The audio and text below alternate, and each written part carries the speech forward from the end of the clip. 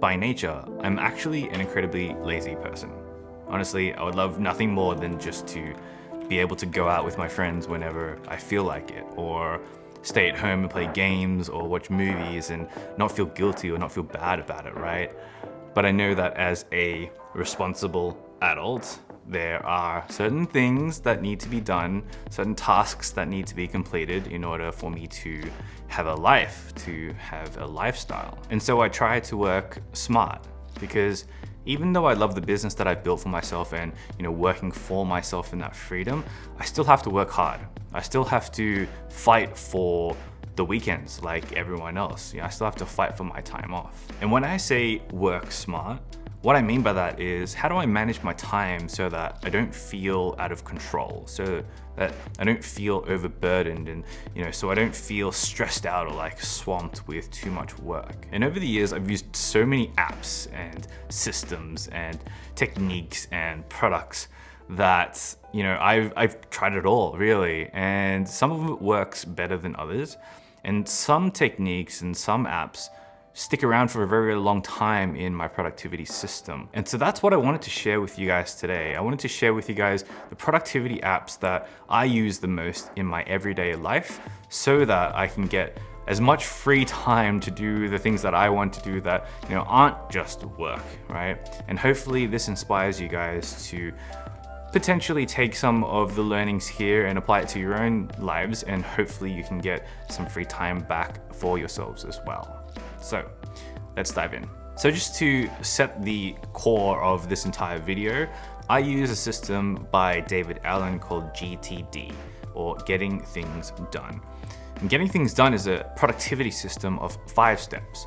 It's capture, clarify, organize, reflect, and engage. My version is just a simpler version of that. It's just capture, clarify, organize, and engage. So the first step, capture.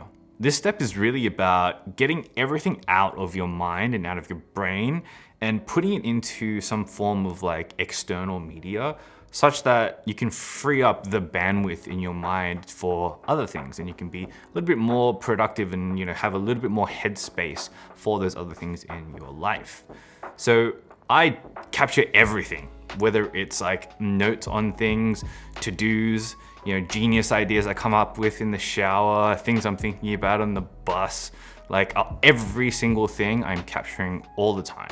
And for this, I use an app called Drafts. So Drafts is a iOS and Mac app that on the surface kind of looks just like any other note-taking app. But one of the reasons why I love it is because of its very simple usability. The main draw for me with using Drafts is that every single time you open it, you get started writing a note immediately. There's no like sifting through pages or folders or waiting for things to load.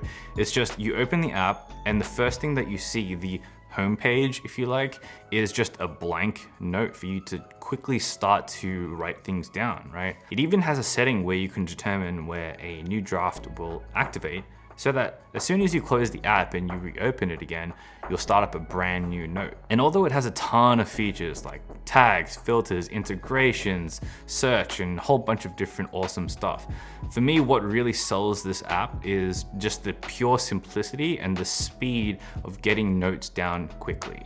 From an idea in your mind to actually getting something externalized, that workflow for me is so fast, way faster than any other app I've ever used, and I've used all of the note-taking apps, that in and of itself is enough for me to use Drafts full time. Drafts is my brain's inbox, I guess, right? It's the dumping ground of ideas, good and bad, and it is the most important part of my productivity workflow. The next step is clarification, and this is all about deciding what to do with these notes and whether or not to pursue the ideas further, or if they need organization, where do they go? So periodically when I need it, maybe it's daily, but it's definitely every single week, I go into Drafts and I clarify the things that I've written in Drafts and decide on what to do with it. So if the note is a YouTube script, or it's a blog post, or it's something that requires just a little bit of writing, then I'll put it into an app called Ulysses. So Ulysses is, again, a iOS and Mac app that I specifically use for writing. And it's amazing for writers because it has a super clean UI. It has amazing writing features like second editors and pop-out screens, and the typing experience is amazing. There's focus modes and typewriter modes and markdown and exporting to HTML and a whole bunch of other really, really cool features. I've used Ulysses for many, many, many years, and it's definitely my favorite writing app. For other notes in drafts, if it's a to-do, then I'll actually deal with it in the next section about organizing. But for everything else, I will most likely have it end up in Notion.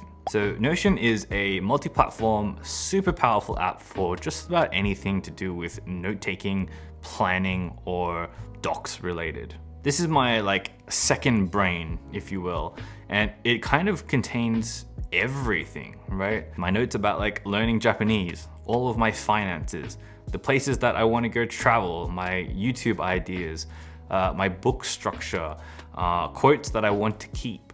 Literally everything goes into Notion. And I use it because it's super powerful, right? It has a lot of different object types that are super, super useful, most of which are customizable, flexible, and they connect and talk to one another.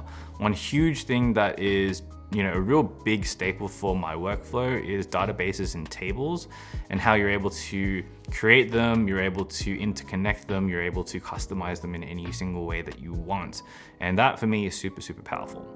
But if you are new to Notion, keep in mind that the learning curve is kind of steep to start off with, so prepare to spend a couple of hours learning the app just when you first get started, but it is definitely worth it. So the next step is about organization. And organization is about setting the time and the space aside for getting things done. And with my to-dos for whatever is in drafts for that week, every single Monday I'll actually go over here to my physical to-do wall and I'll transfer everything that needs to be done for that week and plan out my week on this physical wall. If you're looking for more of an instruction on how I actually in detail use this wall, check out the link in the description below because I've done a video on it in the past. But in tandem with that, I actually use a digital calendar. So I use Google Calendar for multi-platform, and on iOS and on Mac, I use Fantastical. Now, generally, I only work about 6 hours a day, so from noon to 6 p.m. And within that time period, I set up about between 4 to 6 1-hour working blocks, essentially. And these blocks in my calendar serve as little gentle reminders, little nudges to keep pushing me in the right direction, just to make sure that the ball keeps rolling and that I'm continuing to, push forward throughout the day. These entries are nothing set in stone, right? They move around and change and ebb and flow all the time, but they're useful for me to just keep pinging my phone every now and then to make sure that I'm moving in the right direction for the day. The other entries in my calendar are actually pretty sparse. They're for events and outings that I need to remember, things that I need to go to and all that kind of stuff. But I actually generally try to keep my calendar as open and as free as possible so that I can spend the free time doing things that I love doing, like shooting and recording videos and learning Japanese and playing games and all that kind of stuff. I don't record that even if it's for YouTube or it's for Instagram or whatever. I don't include that time in my calendar time. So yeah, I try and keep my calendar as empty as I can. Okay, the last step is called Engage, and Engage is all about doing the stuff, and this one is easy. So I use an app called Forest. I live and die by this app, and this app, I'm pretty sure it's on all platforms, but it's all about planting trees, essentially, which kind of sounds funny, but it is one of those gamification things that works really well for me anyway. So the premise is that you set a time, and depending on the time that you set, you will grow a tree. And the longer you set the time for, the bigger the tree grows, and you can change the different kinds of trees, and you can buy different kinds of trees, and you build a forest and all that kind of stuff. Super cute. It also has this hardcore mode where if you start planting a tree and then you close your phone or you lock your phone or you go to a different app, the tree will die. And so that's a really good way to not have distractions in your life when it comes to getting work done, and I think it's a really cool feature. Personally, I tend to use the 120 and 60-minute options quite a lot, if not most of the time, just because I find that especially 1 hour is like a good time for me to get the ball rolling, right? I find that anything under an hour, I tend to break out of flow pretty easily, and I want to keep in flow as long as I can, but not go too far that I start to fatigue myself. So either 120 or 60 minutes works for me. Plus you get the biggest trees when you plant 120 minutes. So there's always that. But yeah, highly recommended app if you're looking for something to propel yourself a little bit more when it comes to actually getting the work done from a minute-by-minute basis.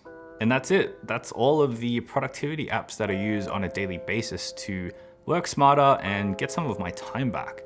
I would love to know what you guys use in terms of apps and systems and stuff. Let me know in the comments below, because I think that would be really interesting and we can all try and improve our workflows and techniques together.